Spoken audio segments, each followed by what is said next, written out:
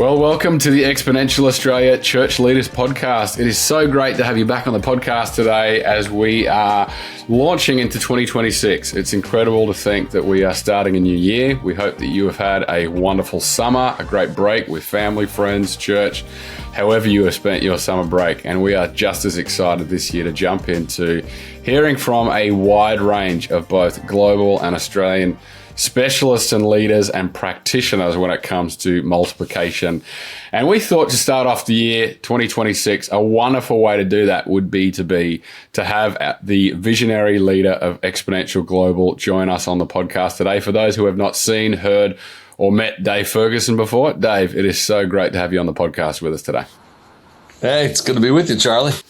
So good. Great way to launch the year, particularly as we move towards our conference in August, but also other events that will be happening around the country. Well, Dave, 2025 was a fairly significant year for you personally. Lots happened in terms of your vocational ministry, transition. A bit has happened since we last had you on our shores in 2024. I'd love for you just to start off by giving us a bit of an update of your life, what's happened, what did 2025 encompass for you? Yeah, a lot of really good things. So the church that myself and my brother and my wife and a bunch of friends from college all started, that I had been the lead pastor of for over 30 years, I named an apprentice lead pastor, a guy named Ted Canaris. Have you met Ted yet? We have, handful of times, yeah. Okay, he's awesome. And he was a guy who had started a location for us, did great with that. After he started a location, we put him in charge of all of our locations and then all of our expressions, which includes like starting churches in prisons and also online and our micro churches. And then after that, joined our lead team. And then we had a conversation about, hey, what if we spent some time me apprenticing you into this new role of lead pastor? We did that for about 18 months, and we can talk about that if you want to. Yeah, but that culminated last May, and he stepped into the lead pastor role. We talk about this in both the book Exponential that we wrote back in the day and also in Hero Maker. We actually went through the 5 steps of apprenticeship. And part of the idea, we told people, we said, hey, around here, at community, everybody has an apprentice, even the lead pastor. Yes. And it is, they're doing great. In fact, I think we have another one-on-one tomorrow because I'm kind of coaching him. Mm-hmm. But I think community's up by like 30%, wow. Which I don't know how to take that. Is that good or bad? Of course it's good. Of course it's good. It's Jim Collins would say it's great, right? Good to great. There you go. Great. Yeah. So, I mean, seriously, Ted's doing a great job. It's thriving.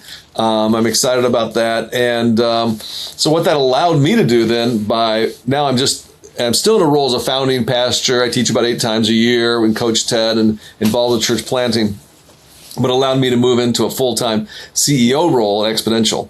And so I've been doing that since last July. And the other thing that happened is, and some of the folks may not know, but along the way, in addition to planting a church and starting Exponential, we also started something called New Thing. Yeah. And we'd help plant. And again, this is a big number, but when you talk about the training we offered and stuff, we helped plant over 30,000 churches in 69 countries. And we effectively moved all of that underneath a 4th vertical at Exponential. And so that team joined the Exponential team. So we made that merger, our acquisition. And again, I would say to the whole credit of both the New Thing team and the Exponential team, they've done really well. I mean, because essentially, we made the kind of decision, okay, New Thing is going to have to kind of die and to come back to life as a part of Exponential to help us. And we can talk about this too, the 16% mission. Yes. And to all that whole team's credit, they were like, all right, if that's best for the kingdom, we always talk about that kingdom over castle, and they had to really live it out, and they've done a great job with that. So, yeah, we in the middle of that, a lot of changes for Exponential, and by God's grace, it feels, and I hope this isn't just my positivity speaking, but it feels like almost all of them are working.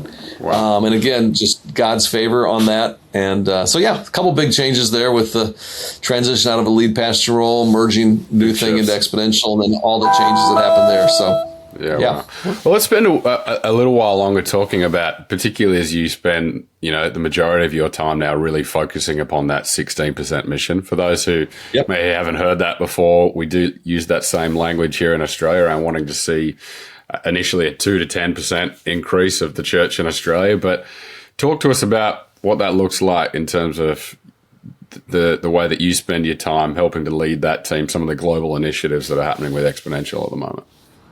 Sure. And maybe just a reminder, right, too, when we talk about the 16%, if you're not familiar with the innovation curve or the diffusion of innovation that was first written about by a guy named Everett Rogers and then popularized later on through like the tipping point and that kind of stuff. What we see is if we can get 16%, and we're talking about the innovators and the early adapters, if we can get those folks to become reproducing churches, and we're talking about churches that plant other churches, if we can get 16% to be church planting churches, we feel like that could really, particularly if we'll just start with, and I know we use it also in Australia, but I'll kind of focus on the U.S. If we can make that happen, we feel like that can change both the spiritual and cultural landscape of the United States. And two reasons. One is we know that church planting is the best evangelistic tool that we have. And there's research that backs that. There's scholarship, including Tim Keller and other people, and scripture, I think, that backs that. But it is the best evangelistic tool we have. If you want people to find and follow Jesus, you've got to be about church planting. Yeah. But the second thing on that, too, I mean, Harvard's done this longitudinal study around human flourishing, and they have a number of key factors that lead to human flourishing. But the most significant factor over and over again that leads to human flourishing is an individual's, this is going to surprise a lot of folks who haven't heard this, an individual's engagement in a faith community. That's the most significant factor. Now, and it's cool that research bears this out. So when you plant churches, not does it help people find and follow Jesus, but it leads to their own flourishing and a community's flourishing. And it creates great social capital. So when you got healthy churches out there, I mean, man, that is a game changer for an individual and for a community and scaling it, I mean, a whole country. So that's why we're so passionate about the 16%. It's the 16% mission. Wow. So good. And we absolutely, as part of the Exponential family, are committed to that here in Australia and wanting to see that needle move. And we're already seeing encouraging signs of that here in Australia. I know. I love that. Which is wonderful to hear and see. And we join with the Aussie church. Can I say this to all our Australian friends too? I mean, and we were kind of, because we got a little bit of time to catch up before we got on here with everybody else. I mean, how many churches do we have in Australia? 11, 12,000? Yeah, anywhere from 10 to 11,000. Yeah. Okay, somewhere in that neighborhood. Yeah, and if we get to 17, 18,000, you get to that, or 17, 1,800, you get to 16%. I mean, one of the things that excites me as an American who has so many friends there in Australia, if you guys can do that, what a gift that could be to the Western church, the world, the church of the Western world, because it's almost like you guys are setting the pace for the rest of us. Well, hey, here's how we can get it done. And so I'm excited about what you're doing. I want to cheer it on, and I'm also excited about being at the conference, in Australia in August. Yeah, I love that. And we're going to talk a bit more about the theme of that conference in just a moment. But before we go any further, I'd love to kind of take us back to your leadership transition. I think that's a fascinating case study and one that I'm sure many would want to hear more about, particularly in the Western church. As you've rightly said, we have been in the middle of a significant generational handover of leadership. That's always complicated. It's never clear cut. It's messy. But I wonder if, particularly for those listeners today who might be wondering how that went, some of the process that went into that, because I think it's something that happens so rarely. Like often it can be clunky. It can feel awkward. But I think our listeners today would love to hear just a bit more of that, Dave. Sure. I'll talk about a few things that we did on purpose that seemed to work. And there's probably at least one thing we did by accident that we looked back in retrospect that helped make it, it work. One of the things we did in advance, so we talked about an 18-month apprenticeships. And at the very front end of that, we brought in a guy. The guy's named Steve Stroop. And Steve's a guy who had also gone through a transition, written some stuff about it. And really, I guess maybe you could summarize it. We got some wise counsel from people who've done it before. And I would encourage that. And basically, he was able to help us identify a number of things that, hey, let's figure those out now so that when we get to that transition, it doesn't get, I'll just use the word wonky relationally. So, I mean, and I'll be real candid. We figured, okay, how long is this apprenticeship going to be? Okay, 18 months. How are we going to break this up? What are the key transitions there? And we set down like real clear mile markers about it. We also got really specific even about financial things. Kind of like, okay, so if Dave's done in 18 months, is he done? I mean, like no job? Does he have half a job? You know, what? And so we came to the conclusion, you know what? Let's say I'll be half-time, and so I'll get half a salary, and I'll be a founding pastor role, and what that actually meant and what that would actually encompass. So, I mean, instead of kind of like waiting to you got 2 months to go and like, hey, do I have a job? Or anywhere in there, we got really clear about all those kinds of things. That makes sense? Yeah, totally. Which was super helpful, and I would give Steve a lot of credit for helping us get clear about that. I think the other thing that was helpful to us and that we did on purpose is it was January, probably what that would be like 13 months ahead of time. So we're only 5 months into it. I had Ted come to our lead team retreat. And I said, hey, I want you to bring your vision script. Wow. And so he brought his vision for what he wanted to see happen in the future. And as a whole lead team, as we went over it, we critiqued it, went back and forth and stuff and tweaked it. But essentially, he was leading that whole lead team retreat. And I was speaking into it. I was still the lead pastor, so the buck still stopped with me, but I wanted to give him that kind of authority and that kind of latitude. And so really for the next more than a year, we were implementing his vision. Yes. And it was kind of like my comment about the 30% growth rate. I remember one of the lead team guys who I'd probably worked with this guy named John Cisniewski. I'd worked with John for 20 years. He came out of the business world, and he'd been one of our lead team guys for a long time. After that lead team retreat that Ted led, he was like, man, I think that was the best lead team retreat we've ever had. I was like, okay, keep it to yourself. Yes.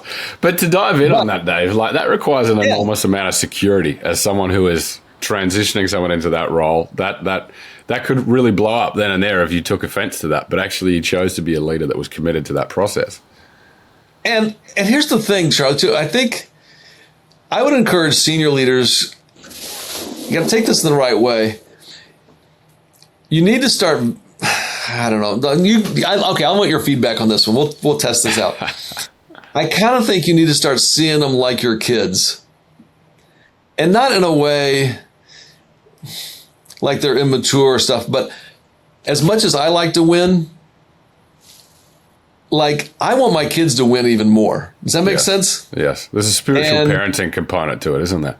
That's it. That's a better way of saying. I knew you'd have a better way of saying. Yeah, there is. That's exactly right. I mean, even I think about my own life. I mean, there's been lots of wins, but I would say like one of the best days in my life was when my youngest son Caleb was an All-American in track and field, and our whole family was there celebrating. And like my other son who loves track and was really good at it was there hugging him, and it was like when they, you know what I mean? That was like one of the, and so in the same way, like I really, really, really want Ted to win. And so I mean, like I feel invested in him winning, like as if, and hopefully in the best sense as a spiritual parent. And I think if you can make that transition, that's wildly helpful. So there's a couple things that we did on purpose that seemed to work. I think the thing that we looked at the end of the process, Ted and I both kind of reflected on and go like, oh, I think that helped. I think the other thing helped was because and you know me well enough, I'm a pretty hard driver. I like to get things done, and it's part of how I'm wired, and it's fun.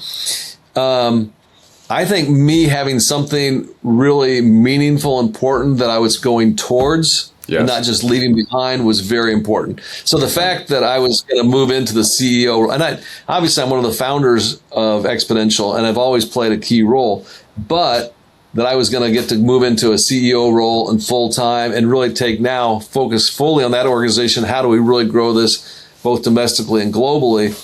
I mean, in some ways, probably it didn't give me enough space to be like nitpicking at some choice that he's making about something. You know what I mean? So it was probably good. And I think Ted and I both, in fact, and Ted reflected on it. He told me, he said, not now, because Ted's, in his early 40s. He said, but he said, in the next few years, I'm going to start figuring out what's the thing I want to go towards so that, when I get to the place where it's time for me to hand off the baton, I'm also going to have something. Does that make sense? No, it's very And good. I think that was something we didn't really do on purpose. We knew we were going to do, but we didn't do it on purpose. But we underestimated, and I think was very helpful. Yeah, that's very good. Well, Dave, you've obviously just talked about that you're more focused, globally now with Exponential and in your role as the visionary leader. Would love to bring our conversation to, obviously, you're going to be with us in August this year, which is wonderfully exciting. That's going to be fun. And the theme for our national gathering this year is the same theme as at the Global Conference in March, other parts of Exponential, which is Multiplier, it is in you. Now, I'd love to hear kind of, as you've kind of prayed, dreamt, worked with the team on this, you're releasing a book of the same title. And so this is something that is very integral to who you are and your passions. Speak to us about where this has come from and I guess the different angles of that. Maybe don't give away all your best stuff because we're going to do that in August, but speak to us about where this has come from. We'll go for broke here.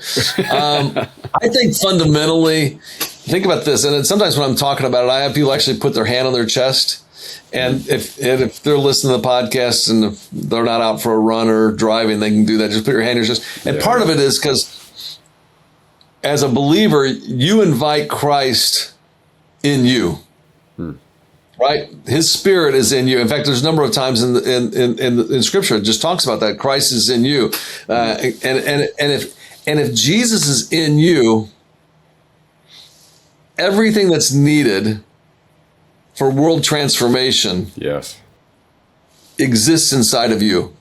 And so we spend pretty much the whole first chapter talking about that, just this audacious reality that there is movement-making potential. If Jesus is in there, there's movement-making potential inside everyone. It's in you. Now, the question is, how do we release that? How do we release that? And I think for a lot of us, and I'll pick on me and you, I think for folks like me and you, we can get in too big of a hurry and really kind of screw it up. And so what we do is we can drift. We kind of spend the second chapter talking about, if you're going to release this movement potential, you has to be in line with what the Spirit is trying to do, what the Jesus in you is wanting to do. And I tell a story in there. I was a part of a small group of pastors from the largest churches across Chicagoland, and for about 8 or 9 years. And we'd get together probably 5 times a year, start about 10 in the morning, have lunch together, go to 2 in the afternoon. It was this unbelievable group, the kind of group where, you're bringing a notepad and all kinds of questions. And you could name the names, like incredibly high caliber leaders sitting around that table. Yeah, if I name the names, you would know them. Maybe know all of them, but you definitely know some of them. And same with your listeners. But here's the deal. If I tried to reassemble that group today, probably half the seats would be empty. And part of the reason I share that story is because, and I don't know, I'm still trying to figure out how to frame this. Part of the reason I share it is because I think those people ended up someplace they never intended to be. And the only way to describe, I can figure out a way to describe is they drifted. Yeah. I don't think they intended to have inappropriate relationships. I don't think they ever set out to have an inappropriate relationship with a woman. I don't think they intended to set out to create toxic cultures where they kind of bullied people. Yeah. I don't think they intended to do those. It's like little bit by time, day by day, week by week, month by month, they drifted and they ended up someplace they never intended to be. And so basically I kind of like the thing that can keep you from realizing this movement making potential that Jesus put inside you is drifting. Yeah. And so then we talk about 4 internal gauges and then 4 external practices. And the 4 internal gauges are the things that keep you from drifting. You're going to drift, but they help you realign. Yeah. And we talk about these 4 gauges of relational, physical, mental, and spiritual. And they're really built on, Luke 2:52, which is the same way that Jesus in his own development grew. He grew in wisdom, He grew in favor with wisdom and stature and favor with God and man. Those four things: relational, physical, mental, and spiritual. And so we spend 4 chapters talking about how do you, on a regular basis, routinely check those gauges. And I try every day. And literally, I give a way in the book. Here's how you can actually check in. You spend 4 minutes. You can spend 4 minutes and just do a quick check-in on how you're doing. And especially if you do that in community, relational, physical, mental, and spiritual, it can keep you from drifting. Because someone like you, Charlie, who God's given, some really unique, special gifts. If you drift relationally, you're gonna end up someplace you never intended to be, and it's gonna keep you from reaching that movement making potential God given you. And actually, too, I've never had a church planter come to me and goes, you know what? I hope 10 years from now I'm 50 pounds overweight, divorced, and compromising my core convictions. Yeah. Nobody wishes that, but you somehow. How do people end up there? And so the whole internal gauge, those 4 gauges are to keep us from that happening. But then we give 4 practices, external practices. And these 4 external practices are the very things that Jesus did that created movement. And if we'll do those things and teach other people to do those things, and they're quite simply, make disciple makers. All right? Then you establish spiritual communities, which is what Jesus did. He called people to him, and he put them in this spiritual community. And then after you establish a spiritual community, that's the second practice. Then you mobilize new leaders. Hey, some of those folks ought to be going out and doing the exact same thing. So he sends them out 2 by 2. And then what does he do before he leaves? The last thing, he launches the church. So you launch church expressions. And if you keep just doing those 4 things over and over again, make disciple makers, establish spiritual communities, mobilize new leaders, launch church expressions, and you teach other people to do that, so it becomes like this flywheel, a flywheel of inner health and a flywheel of external multiplication. And that's what movement creates. And so I really do. I think there's a multiplier inside everybody else. Every one of us. There's movement making potential. And I think this we've taken all that and made it simple enough in a little tool that you can literally draw it on the back of a napkin, so that if you're meeting with one of your apprentices or one of your leadership residents, you're trying to plant a church or whoever it might be, you can go like, hey, let me just show you something real quick here. You do this for the next 40 years of your life. And if you remember me at the beginning, I was saying, hey, we helped plant like 30,000 churches. And in some ways, I'm sure that seems like an audacious number. But I'm telling you, if you do these simple things and you do it for like 3 or 4 decades, that's what happens. And it wasn't me doing it. I helped get the whole thing, the flywheel started, but then other people are doing it, other people are doing it, and pretty soon you got like hundreds or even thousands of people doing it. And when that happens, that thing scales. That's how you get movement. And so that's where we're going to go, and I'm excited about it. And I think that's how the Jesus mission gets advanced. Love that. We're both hugely excited for that here in Australia in August, and particularly as we're able to sit under that and focus upon that as a theme, both from yourself and others who will be keynoting and workshopping at our national gathering. But I guess there's probably 2 more questions I'd love to ask before we wrap our time, Dave. And you kind of spoke to it somewhat in kind of that synopsis of the book, and I think yourself amongst others have said this, is that a multiplier also reproduces, or really any of us, if we're going to talk about leadership as influence, we reproduce who we are more than what we do. And it's in us, it's who we are. We're naturally going to raise up those around us to imitate, as Paul, wrote to Timothy. And I think sometimes almost unintentionally or accidentally, the Western church has trained addition leaders. One of those key metrics that you talked about there was like, making disciple makers rather than just making disciples to add to my thing. I think one of the challenges that we experience here in Australia is that idea that you talked about earlier around kingdom over sandcastles, and is it going to add to my thing rather than is it going to advance the kingdom in Australia and beyond? I wonder if you just kind of speak to that and I guess even the tension that sometimes we feel as church leaders, but is it going to contribute to my thing? Is it going to add to what I'm doing rather than the opportunity around us to raise leaders, send them out, mobilize new spiritual communities, some of the tension that can be felt there. And for those who haven't heard of the 5 levels of churches that we're hoping at some point you'll speak into while you're here with us in Australia, some of those tensions can be felt in those level of churches as well. Yeah.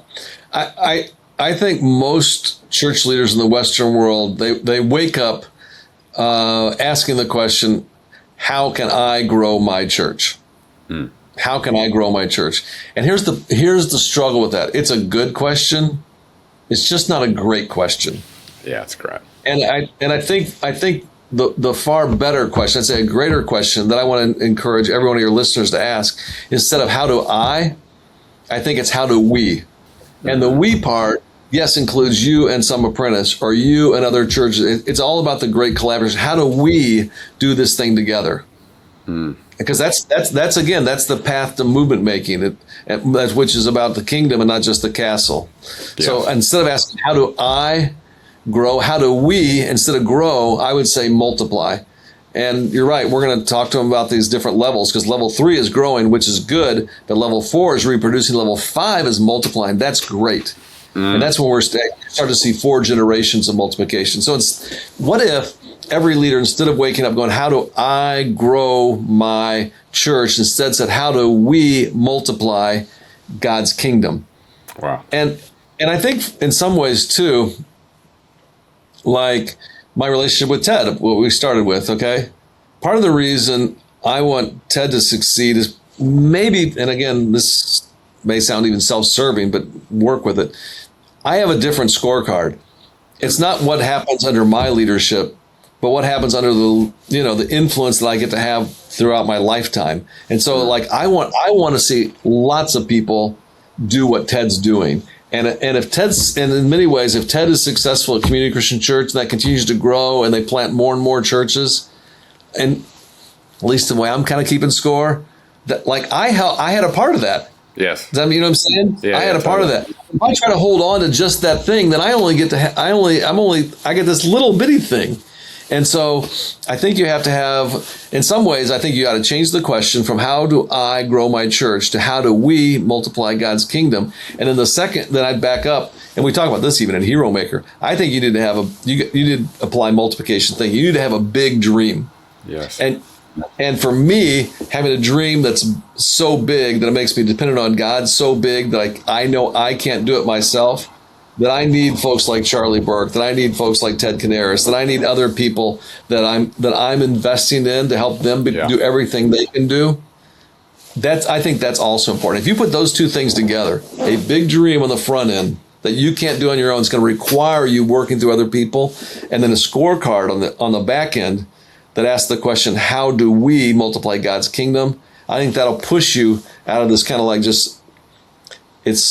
this kind of just trying to grow something. And again, it sounds weird because growing's good. It's just not, it's not that movement stuff that God's put inside you that could happen.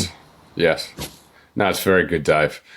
And I guess the final part of that I'd love to ask about is particularly unique to Australia. And obviously you're several times visiting, observations of Australia. Can't wait to have you again in August. Particularly as Australia is, what some would describe as post-Christian or bordering even on pre-Christian, which is just an incredible opportunity for us as church leaders in Australia. From your global vantage point, what do you see as some of the opportunities? You've made mention that, the 16% seems more attainable here in Australia because of statistically the number of churches. I don't want to say it's more attainable. Yeah. I want to encourage you to go after, because I think you can set the pace for the rest of us. Yeah. So I'm not in any way saying it's easy, you guys got it easy. No. I don't think that's the case. And I feel like, even historically, the church in Australia has packed a disproportionate punch upon the global church. Small nation. Absolutely, I would agree. And yet, what would you describe as, I guess, some of the opportunities or some of the things that you're looking forward to sinking your teeth into as you're part of our national gathering and seeing what's happening on the ground? Okay, and again, as an American, okay, and I do love Australia and Aussies, but as an American, one of the things that's like it's a huge benefit is I feel like it's a trip into the future. So when I get a chance to be, in Melbourne or in Sydney, or, when I get a chance to be in Australia, I feel like you guys are probably, 5 or 6 years ahead of what we're going to experience in the States. And if you guys can figure it out, then it's like time travel. I get a chance to travel into the future and go like, oh, here's what it looks like, and here's how you operate, in cities that are really are either post-Christian or even pre-Christian. Yeah. And so, and then couple that with the possibility that, and they're also they're moving closer to that 16%.